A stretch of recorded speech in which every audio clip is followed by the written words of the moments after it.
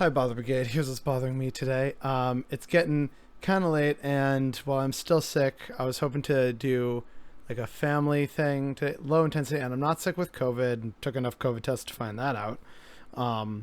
But I did want to share a little bit of good news because what I was originally going to do was do a really thorough dressing down of like a viral video of Pierre Poliver from today. But I think that's going to have to wait until tomorrow. And so what I want to do, we've had just some really absurd and really terrible news. So I figured people could use a little bit of good news. So let's just do a quick little rundown, shall we? Amazon to shut its bookstores and other shops as its grocery chain expands. Amazon.com Incorporated said on Wednesday it plans to close all 68 of its brick-and-mortar bookstores, pop-ups, and shops carrying toys and home goods in the United States and United Kingdom, ending some of its longest-running retail experiments. So I didn't even realize that Amazon had actual stores you could go to.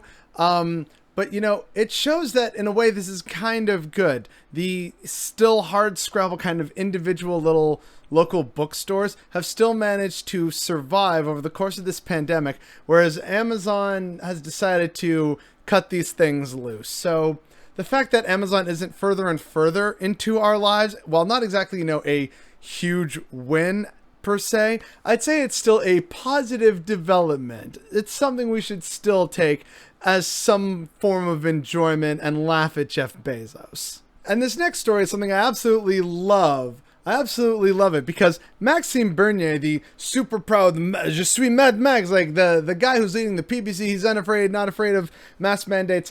Dude blocked me for calling him out on his racist bullshit.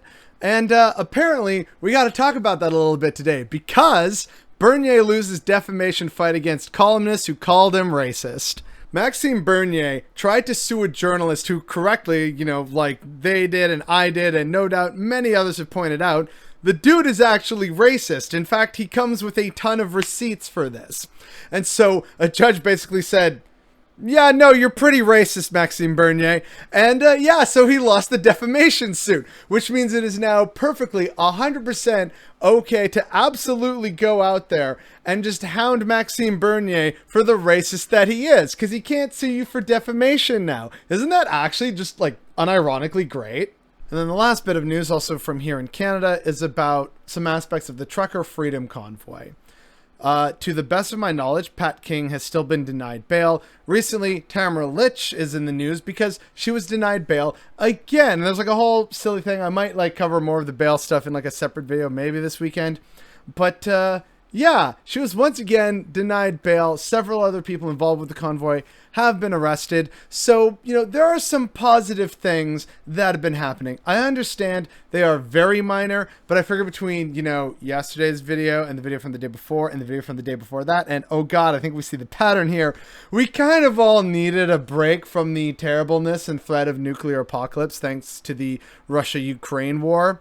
So, I wanted to brighten up people's moods a little bit because, as per usual, fuck Jeff Bezos, fuck racists, fuck fascists, and some of them actually got a little bit of a reminder that they aren't entirely untouchable, at least not yet. And I think that's still a solid win. But unfortunately, those are still very small wins. We're not talking about big structural wins. I wish I had more of those, but we are going to have our little February video about all the actual good news that happened from February. I know it didn't seem like it, but there was stuff. But the unfortunate grim reality that we have to kind of go scrounging for good news stories because of the overarching terribleness of this capitalist nightmare dystopia, I think that's what's at the end of the day really troubling and upsetting to me. In fact, one might say it's what's bothering me today.